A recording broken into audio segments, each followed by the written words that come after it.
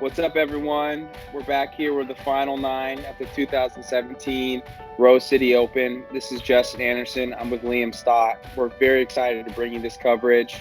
The front nine was definitely a battle. You saw some lead changes. You saw some big putts. You saw a throw in.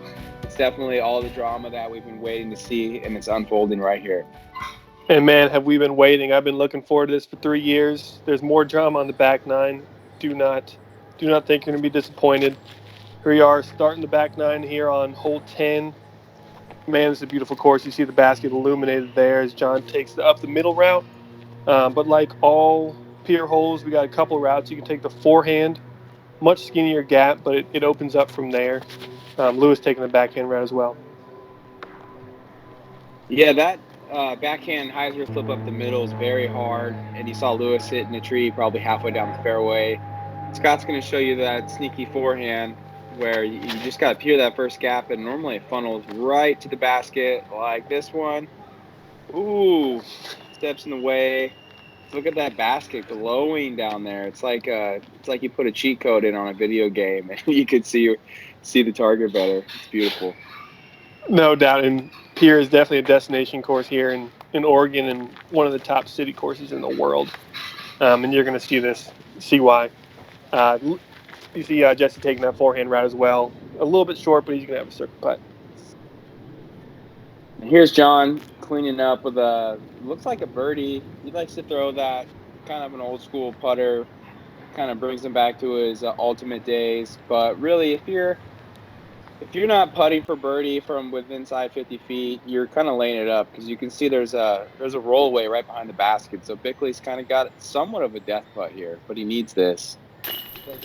That's a good putt to start his back nine. He had a tough front nine, but hitting a two from circle's edge is a good way to start. Hopefully that jump starts his back nine. Yeah, and Bickley's a really young player, very talented. Kind of, came in the scene as a young kid and tore it up and advanced, and then came into pro and it looked like he grew a foot in a year. And next thing you know, he's smashing putts and throwing long drives. And it's Scott cleaning up another birdie, but it's really hard to play with the lead, like we said on the front nine with Scott chasing you down, getting all these tap in birdies. Yeah, with a powerhouse in Oregon chasing him down, it's not easy, especially for a young kid. But we can see Jesse gets back one to leader Lewis here, and Scott's now tied for the lead at 16 down. Kind of going into hole 11's really fun, but it's kind of the start of just kind of those really challenging back nine. As you see, Scott, you kind of have to throw something that's slow, that's flipping, because the basket is on a slope that if you throw something fast, you can end up way past the basket. And there is a forehand play, but the forehand play is kind of resigning yourself to par. You can get down for a putt for two, but it's kind of a safer play. You're going to miss those first trees more often than not. So that play is not necessarily the birdie play. The birdie play is what you're going to see John, kind of that hyzer flip, and just let it glide down.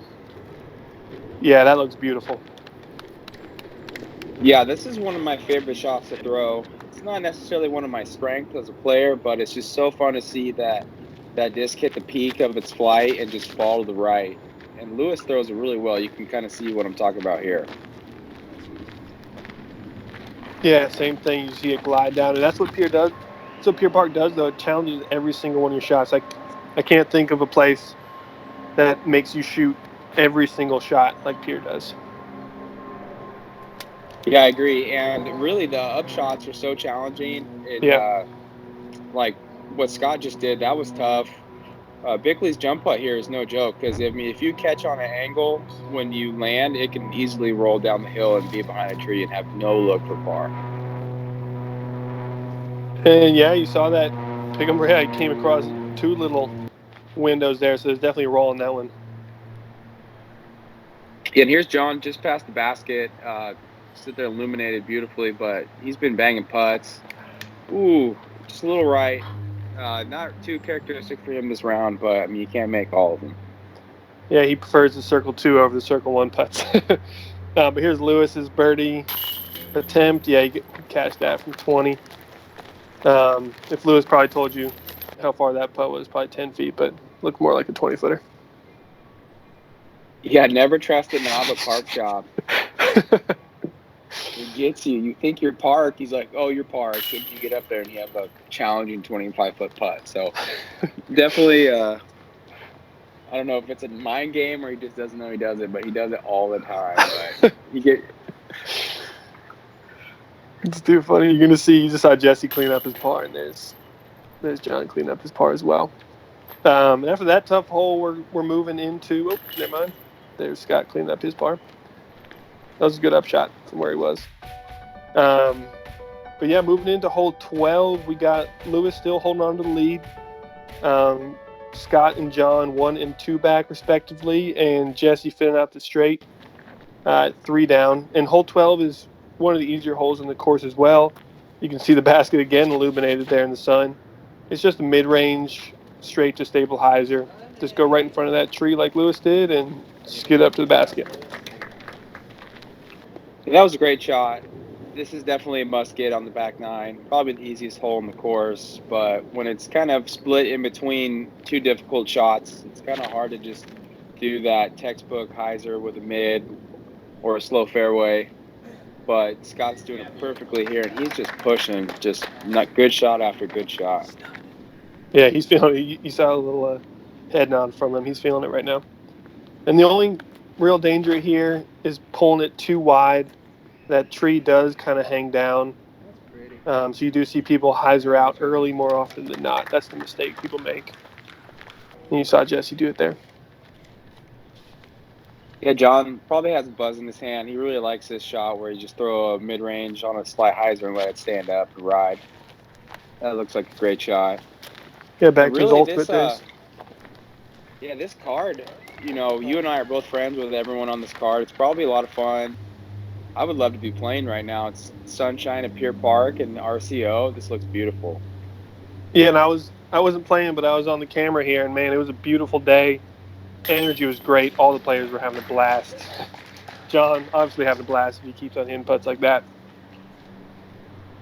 Yeah, it's really just a birdie fest for a couple of these guys, and Bickley with another challenging putt here. But it's kind of one of those courses where if you don't get started off hot, as he crawls it in for a birdie, it's kind of hard to get going on the back nine. So you kind of need that front nine to catapult you to a good round.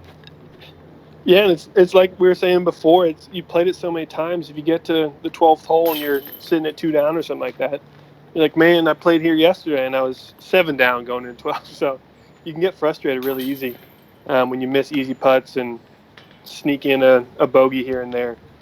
But these guys not having too much trouble. Besides Jesse, they're sitting 7, 6, and 6 down for the round. And that's where you need to be going into hole 12 because the next couple of holes are going to be really tough, and you just want to hold on to all your birdies. Hole 13 looks a little different now if you're at Pier Park. That tree in the middle fell down, but it's not a long hole. But, man, this is a really tough shot. You can just force hyzer up the middle. You see people throwing from the front corner of the box again because it's just so pinched off the tee. It's definitely – there are a couple other routes, but I think everyone's going to go up the middle. Yeah, and saying that tree fell down is being nice. I think someone got a little frustrated and decided to chop it down, which is unfortunate. But, yeah, this hole has changed since 2017. That line is so tight, again, throwing off that front corner. You've got to, create your own angle, which just makes it so much harder when you're throwing against the grain of the tee pad. Not too many people take that forehand route that Jesse took, but it is definitely a play. Yeah, and that's the play you take when you're not feeling too comfortable with this awkward backhand and you just want to make the gap. John does it beautifully, though. And it's kind of another one of those shots where if you can get a mid-range there, I tend to throw a fairway just because I can use that speed to get through the gap easier, but it's definitely a challenging birdie. Yeah, totally. It's a pick your poison hole. You can see the backstop that Lewis kind of skids up on. There's our tournament director, Matty O, right there. But yeah, you got the backstop, so it's pick your poison. You can go mid-range fairway and still end in a similar spot. Scott with that goofy step. Oh, there we go. You know, if he's got that going and he's parking holes, he's really tough to beat. Yeah, he's the type that prefers to be 35 feet away rather than 32 feet away. So those goofies are going in more often than not. Ooh, John close on that one. That was a tough putt. I've been there so many times. It's more downhill than the camera's giving it credit for. And normally there's some wind on this hole too, so kind of challenging putting hole. Great putt. Ooh, there we go. See the forehand cleaning up the birdie. Let's go. Bickley needed that. Yeah, great start for him. That's 3 down through 4 in the back. That's what he needs to start making a move here. Lewis cleaning up his par and John doing the same.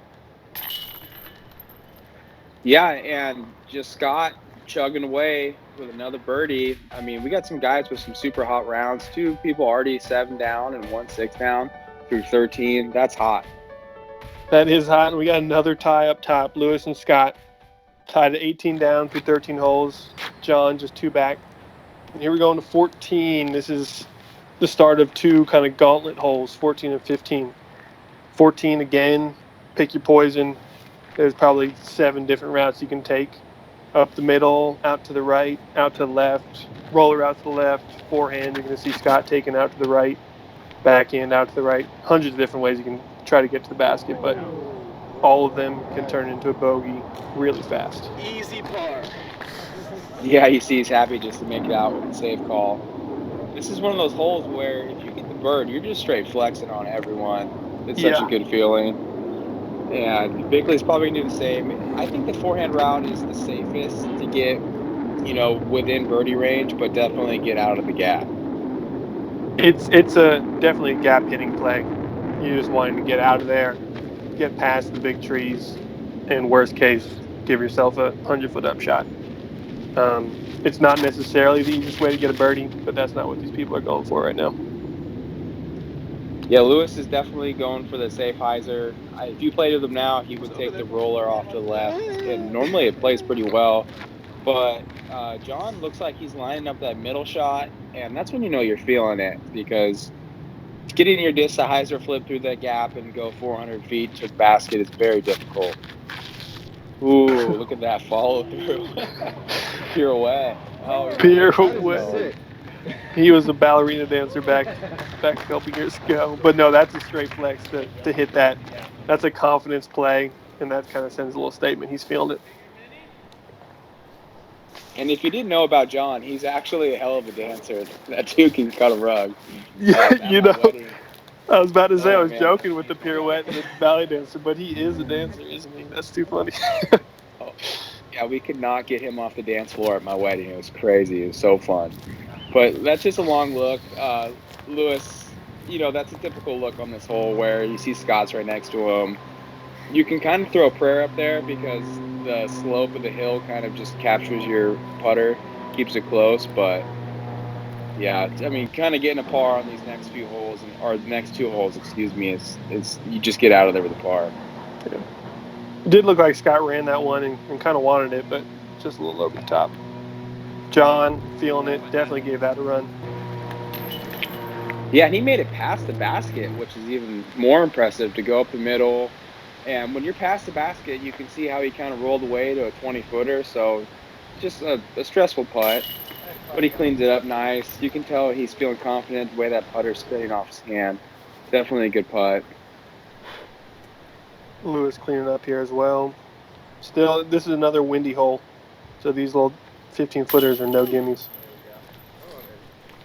Yeah, the next couple holes, all the way to the end, are going to be windy along these apartments and along the road and the railroad tracks. So just kind of adds the difficulty of the finishing holes here at Pier Park. No doubt. Clean some out of his shoe there. But just all 3 pars there. That's honestly, I think all 4 of them would have taken that off the tee. Yeah, and we're moving into hole 15, which, man, it's a score separator. I know Scott isn't a big fan of this hole, but it's just the purest 480-foot shot that you could throw. I think it's just hit the gap and pray, unless you can just, you know, keep a a disc on a straight line for the 480 feet. It's a signature hole out here. It's the dream catcher hole. I've seen it done. The hyzer flip straight up that, like, what is that? A funnel fairway, getting smaller and smaller and smaller. But I do the anti flex, trying to hit one of the gaps on the right and flex back towards the basket, which is a total prey shot. But it's a fun hole. It's hard. You can do it, but it's hard. Yeah, like you said, it's one of those holes where you just kind of want to throw it and pray. But this is another hole. If you birdie on it, you're just straight flexing on them. And Pier Park's one of those courses where you kind of never forget it. My first PDGA win in Oregon was at Pier Park, and I birdied this hole and hole 1 on the final round to win. So it's kind of one of those like moments I'll never forget, and I don't think I've birdied it since. It's so hard. It really, I'm similar. The third time I played Pier, I birdied this hole, and then in a 2-year stretch, I probably didn't do it once. But you just saw Lewis Pier that gap, John doing the same, that hyzer flip. Still came up a little bit short, but I mean, if you're missing those first 100 trees, you're doing well. And I'd honestly take that almost every time. I know you can get closer than John just did, but there are so many times you play this hole where you hit a tree and kick, and it's like automatic bogey town. And normally, after playing the last hole, you already went to bogey town. So you're kind of, you're trying to keep the bogeys off the scorecard, but this hole, man, it's just so difficult. It looks like Scott in the worst position, but still in a place that a lot of players would take. This little forehand. I wonder if he's throwing there. It looked a little flippy. That's a touchy shot, but puts it right up there next to it. I think that's his dart. He loves he's one of the few people I know who throws it very well, and it's perfect for those shots like that. Yeah. Let's see if we can chip in another one here. Going for it, same disc. Ooh, good run, though. Good run. He's happy with it. John got the closest here. He's got a little awkward stance. When you finally throw a good drive on this hole, and you don't know to go left or right around a big tree, but he threw a great shot. It looks like he's lining this up. I don't know. It's difficult. It's probably 60, 70, 80 feet. Oh, wow. Let's go. He's going to run after that one. He's walking all the other ones in, but that's a run after one. That's a huge putt. Yeah, he was 2 strokes back off the lead, and that's a statement right there. Just kind of look at Scott, give him some love, and Scott doesn't give a lot of love out on the golf course, so you can tell he really appreciated how difficult that shot was. Yeah, 2 back with 4 holes to go. Absolutely got to run that, and he ran it. That is a sweet 2. That almost is more satisfying than the park job.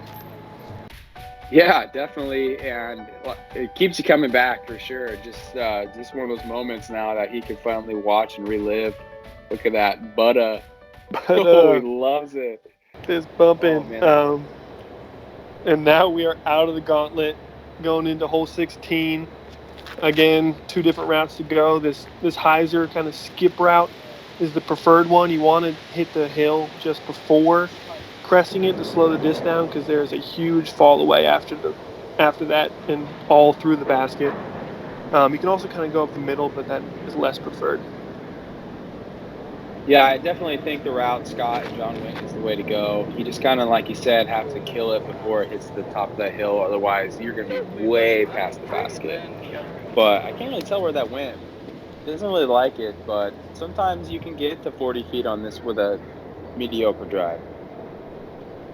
Yeah, and honestly, bottom of the hill is better than top of the hill, because you don't want to run that putt, especially late in the round. That's not where you want to be. He was looking to go the up the middle route, but you can't be hitting the first tree. Here's Lewis, probably taking that highest route as well. Man, I feel it for Bickley right there. You could just tell it's been a stressful round. He had the lead.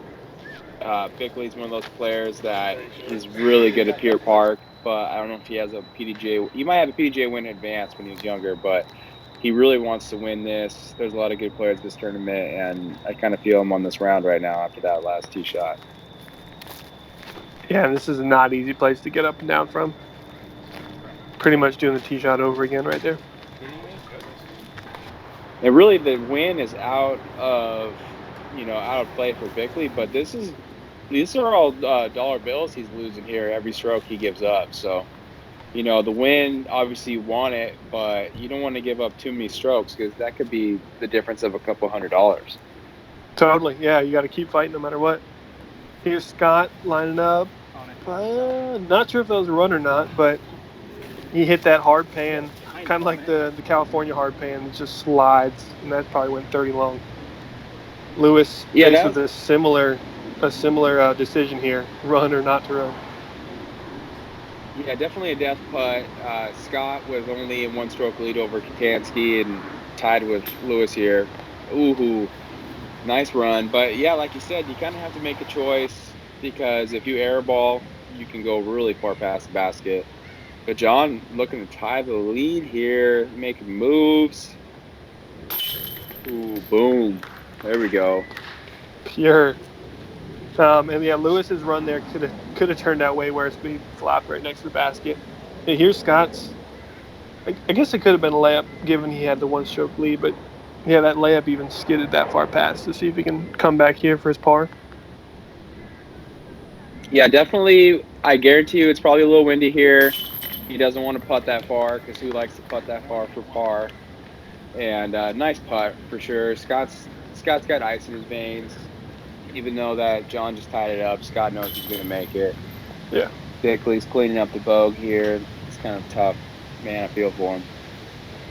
I've bogeyed that hole more times than I want to admit, so I'm right there with him. Yeah, not an easy hole, and just the drama is in full effect here at Pier Park, and that's why we love it. It's just, all the way to the end, just drama. Look at that. Love it. Tied at 18 down for Lewis, Scott, and John going into the last two holes. And hole 17 is a doozy. Personally, one of my favorites. I love throwing it. It's in the winter and the summer layout. I'm lacing it. Maybe a little early, but sometimes you catch that early gap over there where it kind of funnels to a 40-footer. But, Scott's probably going to throw it like a T-Bird or a Thunderbird here, but just slam something, a fairway. It's kind of stable, and let the hillside just kind of guide it right to the basket. Yeah, it is another kind of pick your poison on the speed of the disc. Just want something stable that is going to fight that wind. There's usually wind. You saw Scott's kind of push over and hit that tree with the headwind that's coming up that hill pretty much every time you play it. Those trees really come into play. Yeah, definitely a challenging shot. That's why I like it so much. It's definitely a stroke separator. Lewis looks like he's flipping it. That's why you got to throw a little more stable than you think, because that downhill is just going to carry your disc right into those two big trees on the right. So hopefully Bickley can kind of bounce back after that last couple of rough holes. He rips on it. And yeah, that's 3 for 3 after John. John's looked like it did skip up that hill, so he's going to have a downhill, maybe 40, 45-footer for his birdie, but the rest of them are doing a pretty tough layup from here. You got a big slope. It's, again, hard pan around the basket, so if you hit next to the basket, it could skid 30 pass down that hill. Yeah, those are definitely tough up shots. Bickley kind of hoping that forehand. It looks like Lewis is a little upset with that because just that backhand kind of carried with the hillside. Look like Scott is in the jungle here. I can't really tell where he's at. A little bit in the jungle. Tough up shot. That's easier than the other two we just saw. He's kind of on the underneath the basket, so he can run it uphill. John here though, setting up. This is for the lead here. Oh, let's go. Just been all day for him. Look at that, another one. A little wave to the crowd. And there was a crowd, I'll tell you what. There was a crowd out there right now.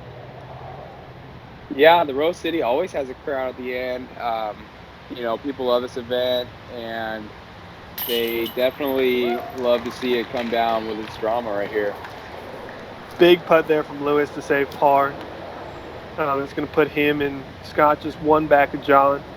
Here's Jesse laying in his par. And I'll tell you a little insider. I remember filming this. Me and John were on the same page when he hit that putt, we thought that was to tie it up. So John is walking into hole 18 thinking he needs to get a 2 if he wants to win, and the other 2 know that John has the 1-stroke lead. So that kind of adds a little bit of the drama because they're both in different headspaces. Yeah, and sometimes it's hard to kind of keep track where you are in your head if you don't have like a scorecard where you write it down. And I mean, maybe some people don't like to know, but you kind of want to know where you're at going to the last hole of the tournament. Yeah, and when you keep on hitting that many 50-footers, it's hard to keep track how many down you are. Yeah, no doubt. Ooh, nice rip by John here. Yeah, hole 18 is one of the best finishing holes in the state, and that was a nice rip. Yeah, it's an awesome 550 downhill, big bomber. You can absolutely reach the pin if you're a big thrower. Even not the biggest throwers can get down there. You just got to make sure your angle's right, and if you can get a good skip to the left, you're going to be within putting range. Scott put that a little straight. There is a headwind coming off the road and the railroad track, so you're just going to flip over if you're not careful. Yeah, and it's great to see just everything unfold on this hole right here. Just Lewis throwing a beautiful multi-angle shot. You see it flip up a couple times and get a nice finish. He might still be 50, 60 short. See Bickley just kind of rage unleash on this one. He needs to get some frustration out on this last drive. Boom. Push that a little high. There's a low ceiling off the tee that forces you to get a little bit lower, which makes the flip over in the headwind a little more common. So you got those top branches has a little bit of a tough up shot, but he's just looking for the 3. The other 2 are going to get their lies, and they're looking for throw-ins. Scott and Lewis, they need throw-ins to force a playoff. Yeah, Scott definitely could chip that gator, and I've seen him do it a couple times, but it's just a great upshot. Sometimes getting the easy par can put the pressure on the player just because, that headwind's going to make any putt near the basket here difficult. Yeah, that shank there. I gotta imagine that was a run because of how he shanked it. He was trying to force that one. And here's John thinking he thinks he needs this for the win. Oh, he runs it. So everybody else is looking at John like, why did you just run that? You could have laid it up for the win. But now he's got this 20-footer for the win. Let's see if he can hit it. Oh, man, he's just going to clean it up, I bet. Oh, boom, dead center. But, man, he made that way harder than it needed to be. I know, he could have just laid up. The drama, I love it. He's doing it for the rating points. He wanted them rating points. Do you think he won yet? So he doesn't know he won until both these 2 tap in and they add it up. And Scott has to tell him. He's like, yeah, why did you run that putt for 2? Oh, man. You can just tell Scott's pissed. Just anytime he doesn't win a beat here, he's mad. Ooh. There you congrats, have it. John Kotansky. Shooting 9 down. That had to be like a 10-50 rated round. Final round, 9 down. Taking the win by 1 over 2. Oregon. Big names. Big time. I love it. I love to watch it. All right. Well, thanks for listening, guys. This is Justin Anderson. That was Liam Stott. I hope you enjoyed the final round of the 2017 Rose City Open. Once again, big ups to our good friend, John Kotansky. It was beautiful to watch you win that round, man. Great job. Thanks for editing it, too. And thanks, Steve, for giving us the camera to film it. And, I hope you enjoy it. We'll catch you on the next one.